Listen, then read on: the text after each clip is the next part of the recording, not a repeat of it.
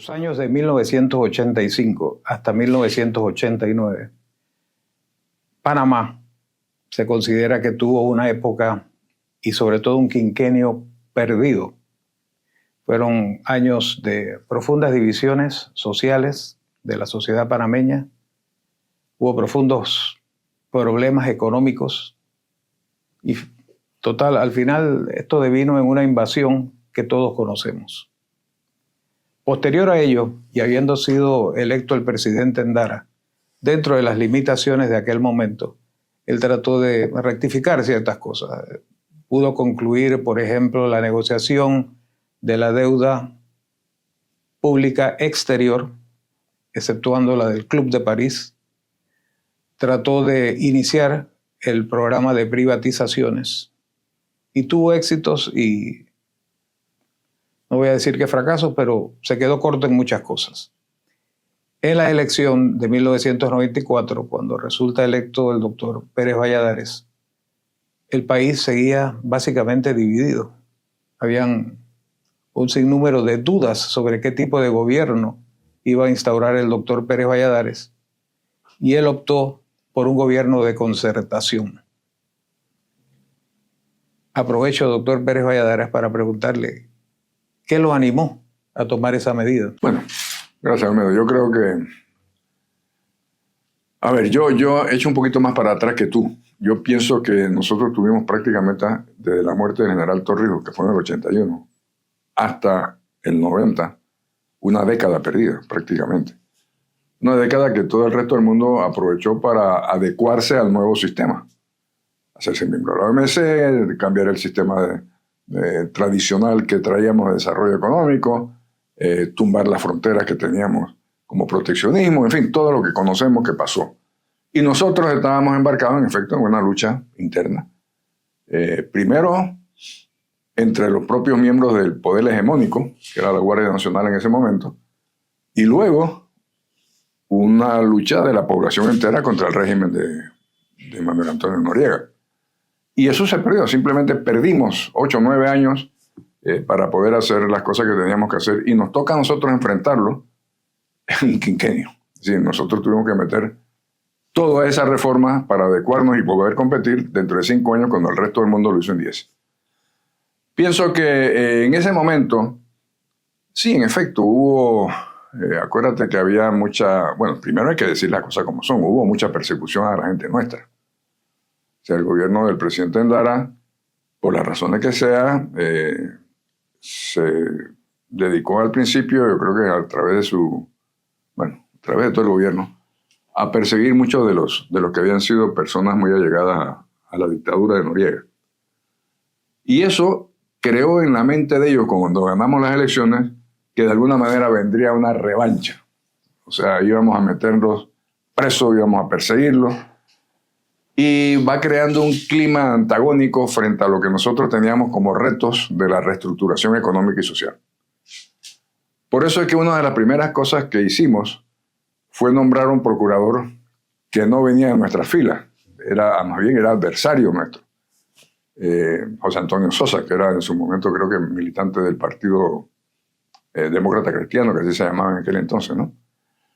Y eso aplacó un poco la expectativa negativa. La gente tenía miedo. Y nosotros lo que queríamos era enfocarnos en la reestructuración del modelo económico y, por supuesto, en que hubiese inversión local y extranjera para poder generar riqueza nacional. Eso fue verdaderamente lo que a nosotros nos motivó para deponer y pedir deponer el ánimo de persecución. Que, bueno, Michel, tú te acuerdas que tuvimos muchos enfrentamientos incluso dentro del partido, ¿no? Porque había gente que había sido verdaderamente muy perseguida. Creo que en retrospectiva fue una buena decisión.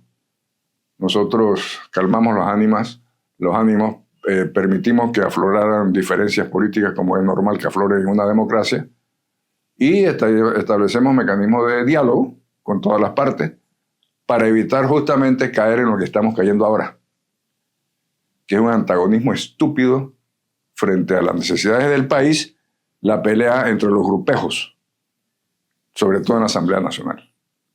Y me parece a mí que debieran tener la capacidad de empinarse sobre sus prejuicios, sobre sus deseos y ver el interés nacional, cosa que no están haciendo. Bueno, yo creo que eso es lo que a nosotros nos diferencia. Por eso nosotros establecimos que hey, vamos a convivir.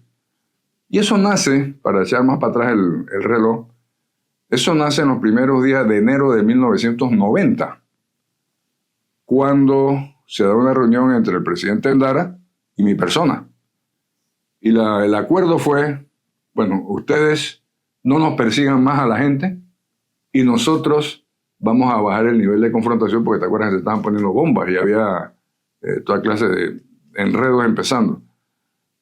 Nosotros cumplimos y ellos cumplieron en la medida de que de alguna forma pudieron, porque todavía me acuerdo de las conversaciones que teníamos en mi casa, Gerardo González, que Dios lo tenga en la gloria, con Joaquín Fernando Franco, que era que también Dios lo tenga en la gloria, que era el enviado del presidente Endara, donde al final del día decían, bueno, pero es que ven acá, los abogados nuestros de ahora tienen que comer porque los de ustedes comieron por 21 años. O sea, hasta ese nivel se llegó, ¿no? Pero bueno, el asunto al final del día, olvidamos mucho de esos rencores y se pudo echar hacia adelante. Yo agregaría eso, doctor, es que también teníamos una visión que iba mucho más allá de los intereses, incluso hasta del mismo partido y de la propuesta suya. Se veía el país en su conjunto, se veían sus problemas, que como bien señala Olmedo, eran problemas que no se habían resuelto durante 5 o 10 años, se agudizaron. Y había una visión del país que queríamos, pero también había un objetivo que tenía fecha, que era el diciembre del 99. Y en ese sentido, no solamente hubo una concertación a lo interno del país. Yo recuerdo cuando se hicieron los bambitos que vino el presidente Carter, que se invitó especialmente al presidente Carter precisamente por el temor que había en las filas nuestras y fuera de nuestras filas también, de que los norteamericanos no cumplieran con los tratados y que trataran de retrotraer los que se había logrado en esos tratados en materia de liberación y la recuperación del canal. Y a través de esa conversación con el presidente Carter, que tenía una gran influencia sobre el gobierno en ese momento del presidente Clinton, él se comprometió en bambito con usted y con los compañeros que estuvimos allí presentes a hacer una gestión con el presidente Clinton y con el gobierno norteamericano sobre este tema que nos preocupaba. A partir de las conclusiones que se llegaron en esas conversaciones y el compromiso de Clinton, eso que estableció público de que se iba a cumplir con los tratados, ese fue un marco que también abrió una gran oportunidad para el país y tranquilizó a las fuerzas opositoras, que no eran pocas. Y la otra gran movida, a mi juicio política, de gran importancia fue la concertación o los acuerdos de alianza dentro de un político de alianza que jugaba con ese objetivo final del 99. Fue la alianza que se hizo con el partido Solidaridad, que tenía una participación en la Asamblea Legislativa que nos permitía tener mayoría y que a través del diálogo, de la discusión, del debate en nuestras filas, porque en el partido se discutía en estos temas, y con las fuerzas involucradas en estos temas, como también pasó con el Código de Trabajo, que hubo mucho debate, eso permitió crear un ambiente de confianza y de confianza en las fuerzas políticas y en la población, en la empresa privada y en el sector laboral, de que efectivamente, como dijimos en la Cámara de Comercio, que nos preguntamos, bueno, ¿y ustedes cómo vienen? Y le dijimos, hemos cambiado, ¿no? Y lo que queremos es levantar este país como efectivamente creo que lo levantamos. Este diseño de una concertación, evidentemente, va por un lado desde el punto de vista ideológico de lo que requería el país, pero también tiene mucho que ver con el tipo de personas que representaban esa concertación. Habían representantes de Solidaridad, pero había también personas independientes que fueron invitadas a participar en el gobierno. ¿Cómo manejó esta inédita forma de gobernar bajo el paraguas de la concertación y en base a las personas específicas que ocuparon puestos. Porque tú sabes, Olmedo, que había argumentos muy claros. Es decir, por ejemplo, en las conversaciones o en las discusiones o en los análisis que hacíamos en el partido, la pregunta era lo siguiente: ¿queremos un gabinete de copartidarios o queremos un gabinete de las mejores posibles personas para llevar adelante el plan del partido y asegurarnos la reversión del canal? Y evidentemente frente a esa pregunta la respuesta es clara: queremos las mejores personas. Eso nos abrió la posibilidad de nombrar a personas que en efecto eran independientes, algunos de los cuales incluso no que solamente eran independientes, nos habían adversado. Pero como teníamos un objetivo que podíamos compartir, logramos esa concertación que fue ideal para el país, ¿no? Y me parece que es una experiencia válida que debiera montarse y hacerse ahora también. Y yo creo que mucho de lo que está pasando, bueno, yo creo que lo nuestro fue más grave, porque habían diferencias muy grandes, o sea, habían muertos de por medio. Lo de ahora es unas diferencias políticas y la falta, me parece a mí, de un objetivo nacional que no se ha definido. Yo creo que las últimas administraciones no han tenido la capacidad de establecer un vínculo de diálogo para crear un objetivo nacional con el cual podamos compartir todos. Entonces tenemos estas capillas, ¿no? Pequeñas capillas que están dogmáticamente encerrados en sí mismos, que no quisieran ni siquiera tener la posibilidad de hablar con el adversario porque me voy a contaminar de alguna manera. Es decir, tenemos un ambiente que le toca, yo, en mi concepto, al presidente de la República tratar de mejorar. Y voy a hacer una crítica. Eso no se mejora desde un podio en los jueves tratando mal a los adversarios y echándole culpas del pasado a otros. Yo creo que lo que tenemos que es visualizar hacia el futuro, invitar a que tengamos el mecanismo de diálogo que nos dé la posibilidad de un objetivo en común y trabajar hacia eso. Yo creo que evidentemente el país lo necesita, lo requiere y es responsabilidad del Ejecutivo lograrlo. Sí, yo a eso le agregaría también que el país tiene buenas perspectivas. El país tiene, decía alguien, estamos encima de una riqueza que no la estamos desarrollando. Tiene posibilidades de desarrollo en muchas materias. Por supuesto que hay que hacer discusiones, por ejemplo, el tema de la mina. Eso debe ser un problema, una agenda dentro del marco de ese debate de discusión nacional, de concertación nacional, que podría ser uno de los grandes objetivos, y de otras actividades más que se pueden desarrollar en el país, pero creando ese sentimiento, ese espíritu que viene desde la época del general Torrijos, que también manejó el tema de la concertación. Él, en una sola bandera, pudo unificar a vastos sectores del país. Bueno, nosotros también tenemos esas banderas. Tenemos la bandera del desarrollo económico y tenemos algunos elementos que pudiesen ser fundamentales para generar riquezas que puedan llegar al resto de la sociedad.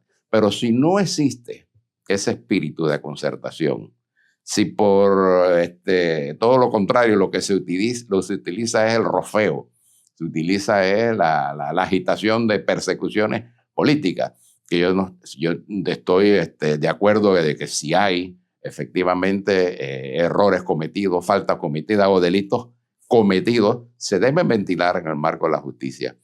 Pero no utilizar, por ejemplo, al amigo, a mi abogado que puse en una procuraduría precisamente para ver cómo se puede dar una imagen de terror al adversario, cosa que trataron que hacer con nosotros en la década en el lustro en el quinquenio, perdón, de Martinelli, que quiso destruir al PRD y quiso destruir a las fuerzas que lo oponían, incluyendo a sectores importantes de la empresa privada. Entonces, yo pienso que el país tiene oportunidades, pero si no se abre a un espíritu de diálogo, de consenso, de crear temas que son muy polémicos, pero que se tienen que debatir, porque pudiese ser realmente, así como teníamos en un momento una bandera como el Canal de Panamá, se puede convertir en una bandera nacional, no de PRD, ni de figuras, sino de todos los sectores más importantes del país. El país puede despegar, porque estamos encima de riqueza, tenemos posibilidades de desarrollo, pero tiene que hacer marco dentro de una agenda nacional. Y tiene que haber un liderazgo que logre cambiar las capillas que hemos creado a través de la historia. Yo les voy a hacer una anécdota. Me contaba alguien ayer que se ha propuesto, como se han hecho en otros países, por ejemplo, pues me acuerdo por el tema del que tú dices que estamos sentados sobre riqueza, no solamente la riqueza del canal, el turismo puede ser una industria impresionante. Se ha tratado de crear un pase que tú le des, por ejemplo, que le compren a los cruceros cuando llegan aquí la cantidad de gente, un pase que le permita ir a los diferentes museos, que le permita ir al canal, que le permita oír, en fin, un pase para que no tengas que cada vez hacer una fila. Eso se hace en todos lados del mundo. Ah, ¿no? Como aquí hay 6 o 7 capillitas, que si el ministerio de este, que si el ministerio del otro, que si la autoridad de no sé qué, no se ha podido lograr. O sea, ¿tú cómo vas a competir internacionalmente o vas a tratar de lograr usufructuarte de tus ventajas políticas, sociales y ventajas naturales si no tienes la capacidad de liderar y decir, pero ese momentito, siéntese aquí. ¿Cuál es el problema? ¿Por qué no se puede hacer? En vez de estar en este dime que te diré de que si yo quiero que me suban los montos para la transferencia de partida, que si no se la voy a subir, que si el otro propone subirse de 100 a 500 dólares para la presencia de una junta directiva. O sea, no puede ser. Nosotros estamos, sí, se ha creado un hormiguero y estamos perdiendo totalmente la visión país. Yo creo que eso es un llamado que hay que hacerle no solamente al gobierno, a toda la ciudadanía. Nosotros tenemos que recomponer nuestra visión en torno a las necesidades y futuro del país, no de las diferentes capillitas. Las fórmulas de avenimiento para lograr ese proyecto nacional que es tan requerido, ahora son mucho más fáciles, pienso yo, que hace 25 o 30 años.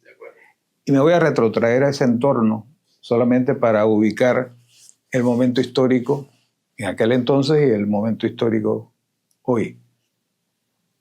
En aquel tiempo no había internet, en aquel tiempo no había celular, en aquel tiempo solamente la carretera de Panamá a Chorrera era de doble vía, iniciando durante el gobierno Pérez Valladares y los otros gobiernos posteriores. La misma red vial se ha ido incrementando. ¿A dónde quiero llegar con esto? Creo que hoy las condiciones tecnológicas se prestan porque el internet nos da acceso directo e inmediato a las noticias, a los temas nacionales, etcétera, etcétera. Así es que opino que es muchísimo más fácil buscar fórmulas de avenimiento. ¿Qué hace falta? Hace falta liderazgo. Yo creo que hace falta liderazgo. Sí. Y no solamente me refiero al liderazgo del Poder Ejecutivo y al Legislativo y hasta el Judicial, me refiero a los liderazgos de los partidos. Si es que desafortunadamente los partidos fueron tomados por diputados que tienen como fin sus intereses particulares de reelección y de demás cosas. Y hace falta, evidentemente, el consenso interno de los partidos y luego la concertación dentro de las diferentes fuerzas políticas del país. Por eso yo hago el llamado no solamente al Ejecutivo o al Legislativo, yo hago el llamado a la sociedad panameña. Tenemos que ponernos de acuerdo. Estamos sentados, en efecto, sobre la posibilidad de lograr un desarrollo no solamente económico, sino social. Pero con estas peleitas internas va a ser casi imposible que podamos lograr nuestra meta de mejores vidas para los panameños. Bueno, yo he escuchado por allí la propuesta incluso de que hay que voltear la mesa de algunos pensadores nacionales y no del PRD, que no tienen nada que ver con el PRD, porque entienden que el país tiene, desde el punto de vista legal, institucional, cosas muy bien definidas y que no habría que inventar nada nuevo para impulsar estas cosas, sino lo que hace falta es liderazgo. Y ese es el gran problema que tiene el país. Ese liderazgo que antes había y que se daba por el debate generaba liderazgo, el debate en los partidos, el debate en la asamblea, el debate en foros abierto, donde había convergencia de distintas facciones políticas, grupos políticos y sociales, permitía un ambiente de diálogo y debate. Hoy en día no hay debate, hoy en día no hay diálogo. Hoy en día tú no tienes un foro donde llegar y sentar una idea para su debate. Y eso obedece no a la falta de institucionalidad ni de leyes, sino de liderazgo. El gran problema que tiene nuestro país es un problema de liderazgo. Y eso solamente se logra es creando el ambiente para el debate, para ver cuáles son nuestros problemas, cuáles son nuestras posibilidades de salir de estos problemas y buscar un entendimiento político que no venga de afuera con imposiciones, porque el país también tiene otras banderas. La bandera, por ejemplo, de las amenazas que hay del gobierno norteamericano, ¿no? De tratar de revisar cosas que para nosotros, para los panameños, independientemente de nuestros orígenes sociales y de nuestras posiciones, son realmente innegociables, como el tratado sobre el Canal de Panamá, donde se está planteando incluso que de las riquezas que genera el Canal de Panamá, que en días pasados se habló de que este año el próximo presupuesto va a representar casi 3.000 millones de dólares de un presupuesto de aporte. Tengamos nosotros ahora, por los deseos que hay en la Casa Blanca, de sacárselo de la boca de los panameños, porque esa es parte también de lo que los panameños viven para subsidiar a la Marina de Guerra de los Estados Unidos, y quizás hasta el planteamiento que haya a la Marina incipiente ahora que hay en Estados Unidos, que tiene Estados Unidos, a subvencionar a la gran nación del norte. Bueno, esas son banderas también que tienen que estar dentro del tapete. Ya tú te has referido en muchas ocasiones sobre estos temas, ¿no? Y lo más importante es que hay una sintonía con la ciudadanía. Más del 85% rechaza esos planteamientos, que no son planteamientos que vienen de toda la sociedad norteamericana, sino de un sector, bueno, que tiene ahora mismo el mundo patas para arriba. Tú me mandaste un discurso, un análisis del filósofo ese alemán sobre la estupidez. Buenísimo. Yo creo que eso debiéramos ponerlo en las redes, ¿no? Sí. Cómo se da la estupidez, cómo se genera la estupidez. Y ahí le hacía referencia al caso de los nazis. Porque si tú te das cuenta, la doctrina nazi era igual de estúpida, ¿no? Sí. Pero bueno. Después de la invasión del 89, esfuerzos para lograr mancomunadamente tener propósitos nacionales y llevarlos a cabo se vieron reflejados en, por ejemplo, Bambito 1, Bambito 2, que ya mencionaron, y que surtieron un efecto. Y como foro cumplieron un objetivo. Definitivamente eso no lo vemos ahora. Yo creo que definitivamente hay que tratar de incentivar, porque un foro no es otra cosa que reunir a personas con divergentes opiniones para tratar de... Un foro es una mesa de concertación. Exactamente. Y de ahí ir parte a parte. Esos foros hacen falta. El problema es que en aquel tiempo había una comunidad internacional que tenía interés también en participar, ¿no? En, de alguna manera, vamos a decir, ayudar a gestionar ese tipo de foros. Yo me acuerdo del presidente, los presidentes amigos de Panamá, el colombiano, Belisario, sí, Betancourt y otros más, que propiciaban ese diálogo. Ahora parece ser que tenemos que hacerlo nosotros. Yo creo que nosotros, la sociedad panameña, ha llegado a un grado de madurez donde nosotros podemos, entre nosotros, propiciarnos mecanismos de diálogo y concertación. A lo mejor tenemos que inventar varios conversatorios, varios bambitos, e invitar a diferentes actores. Uno de los primeros triunfos de esos acuerdos, de esas reuniones, es que logramos que la gente que se antagonizaban a muerte se sentaran en la misma mesa, con posiciones diferentes, pero sentados en la misma mesa. Antes no se podía ni siquiera pensar en eso, por ejemplo. Yo creo que eso mismo tendríamos que tratar de hacerlo ahora. Yo creo que de alguna manera tenemos que tratar de sentar a gente antagónica dentro de una mesa y tratar de definirnos cuáles son los objetivos nacionales. ¿Quién hace eso? Yo creo que eso es un liderazgo yo creo que el Ejecutivo es el que está en mejor capacidad de hacerlo, posibilidad de hacerlo. Es decir, ¿por qué no sentamos en una mesa a los diferentes sectores para hablar del futuro de la educación panameña, que es un tema que a mí me apasiona, de la calidad de la educación? ¿Por qué no sentamos en otra mesa, si es necesario, o en la misma mesa, para hablar sobre el tema de la mina?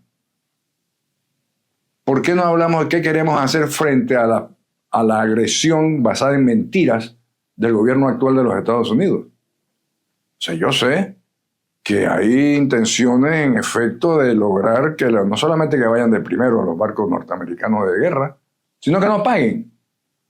Y evidentemente esa es una pichicumería, porque lo que paga la Marina de Guerra de los Estados Unidos son centavos comparado al volumen de la economía norteamericana. O sea, es simplemente como una especie de rociarnos de todos modos, ¿no?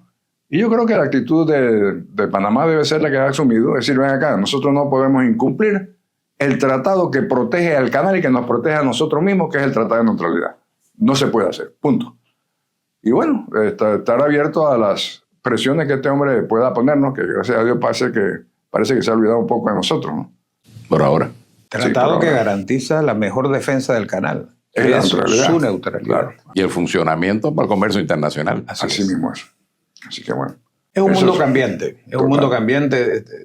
Vemos que se están creando nuevos grupos económicos, sociales, etcétera.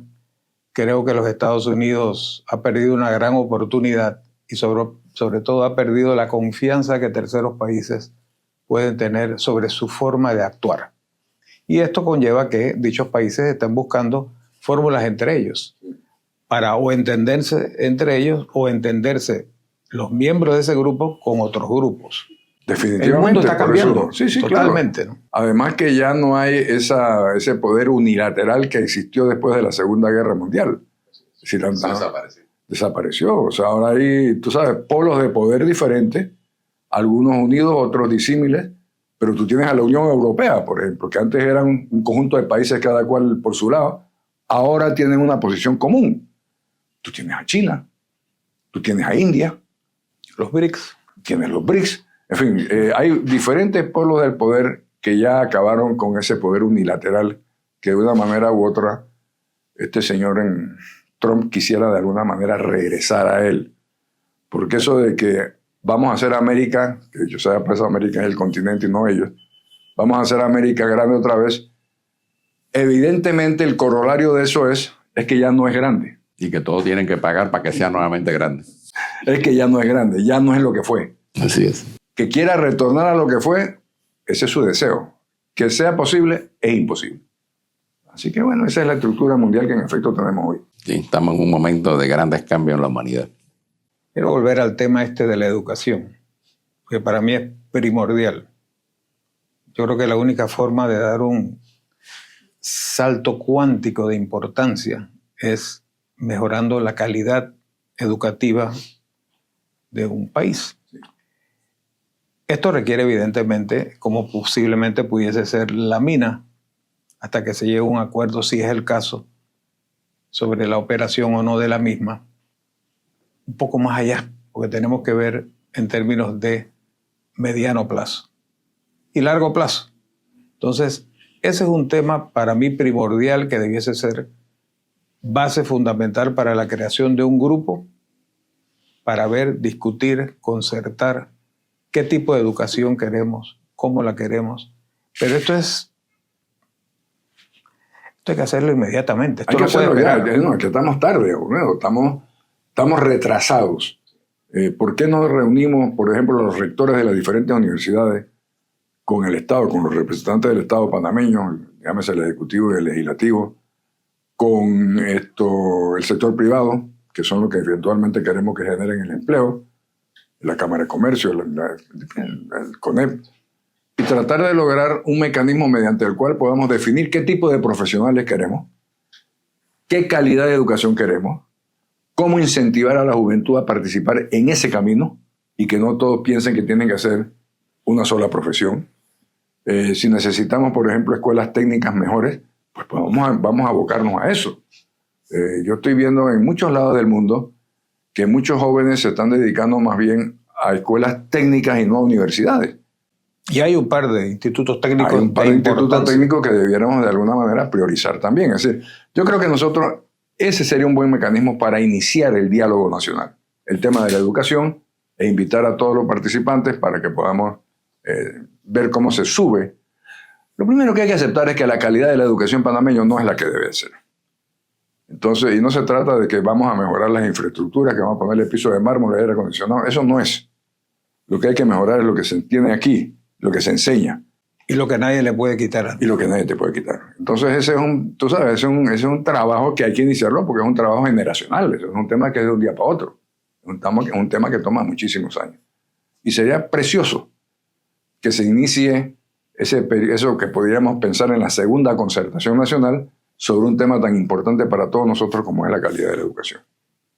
Poco a poco lo que se va develando es que no estamos conversando entre nosotros. Así es. Cada cual expresa su opinión, a la cual tiene absoluto derecho, pero proyectándola como algo muy propio, muchas veces tratando de imponerla. Cuando realmente lo que queremos en los países es una cantidad de opiniones que puedan de una u otra forma decantarse en lo que pudiese ser la mejor fórmula para el país. Y ahí es donde entran pues los foros estos de discusión. Es un buen momento, te voy a decir por qué. Porque en la agenda del gobierno, independientemente si estamos de acuerdo o no estamos de acuerdo en el orden de esa agenda, aquellos temas que fueron más sensitivos, más álgidos y que generaron confrontaciones, de cierta manera se han pasado, ¿no? Se han aprobado leyes, bien o mal, se han aprobado y se ha generado una situación nueva. Por supuesto, tenemos un ejecutivo que salió un poco maltrecho de esta situación, porque siempre hay desgaste y siempre hay que pagar un precio por estos cambios, siempre hay que pagar un precio. Pero estamos a 4 años de las elecciones. Se ha abierto un espacio de tiempo donde efectivamente estos temas que son de gran importancia nacional permiten, ¿no?, que se cambie de actitud. Y no solamente cambie de actitud en el Ejecutivo, sino también en toda la sociedad. De que no puede haber exclusiones. Esto tiene que ser inclusivo. Y como dice el presidente Pérez Valladares, esto tiene que ser un llamado a todos los actores sociales de la sociedad sobre estos temas, el tema de la educación, que es fundamental, y los otros temas como el que tú has señalado, el turismo, las minas, ¿no? El propio canal, ¿qué vamos a hacer con el tema? ¿Qué vamos a hacer? ¿Cómo vamos a desarrollar logísticamente el tema del canal? Correcto, y además de eso, las relaciones con los Estados Unidos, claro, con el gobierno norteamericano. Entonces yo creo que hay en este momento una calma que pudiésemos aprovechar, el país pudiese aprovechar, sin exclusión, sin exclusividades, porque este es un gobierno, los gobiernos tienen que gobernar para todo el mundo, no especialmente para un grupo, para todo el mundo. Y rompiendo con ese esquema que ha existido hasta ahora, eso es lo que pudiese generar más confianza e impulsar este tipo de foros. Porque estamos a tiempo después de haber pasado este primer año de tanta agitación, tanto trauma, ¿no?, que incluso hasta ayudaría al gobierno, ¿sí? Porque el presidente y su gobierno han salido muy mal librados según aunque a él no le importe lo que dicen las encuestas, yo creo que a todo presidente, y dígalo usted, le interesa cómo está uno, cómo el pulso de la opinión pública te está midiendo. Y eso es lo que te permite la gobernabilidad. Claro. O sea, tú tienes que tener un mecanismo de diálogo con la sociedad para poder gobernar. Y en efecto, yo coincido contigo de que ahora los medios sociales agilizan mucho más ese proceso. Podría ser muchísimo más fácil y más rápido que lo que hacíamos nosotros, que era, ¿te acuerdas?, una comparecencia por radio. Eso ahora lo puedes hacer todos los días sin tener mayor preocupación y rendir cuentas e invitar al diálogo nacional. Yo creo que estamos en efecto, Michel, en una coyuntura buena para hacerlo. Es un buen momento, sí, para abrir este debate. Así es. Y creo que no solamente es el Ejecutivo, doctor, también en la Asamblea Legislativa. Sí. También en los partidos. Eso hay que estimularlo, eso hay que impulsarlo. Porque querramos o no, este es un país cuya democracia se sustenta en los partidos políticos. Y en los partidos políticos hay que hacer también una gran labor para concientizar a estos nuevos o viejos liderazgos a que aquí la historia se repite en espiral, porque ya todas estas cosas tenemos una experiencia acumulada, como tú bien señalas, hemos pasado peores momentos. Sí. Bueno, esto se puede solucionar generando liderazgo, pero creando una atmósfera de debate y de discusión para enfrentar estos problemas. Si añadimos el tema de la provisión de agua para los propósitos que se requieren, a los otros puntos que se han tocado, canal, educación, etcétera, etcétera, creo que hay un buen bagaje. Sí, cómo no. Y en mi opinión, yo pienso que no hay que esperar terminar uno para comenzar el subsiguiente. No. Esto puede ser paralelo. Sí, claro. Y debiese ser paralelo. Por supuesto, yo estoy totalmente de acuerdo. Lo único consistente es el cambio. Así es. Y como el cambio tan rápidamente se da, hay que vivir de acuerdo a ello. No podemos abrir periodos de espera. Tenemos un tiempo precioso que podemos aprovechar. El cambio, y como decía el general Torrijos, tan solo no cambian Dios las piedras y los estúpidos.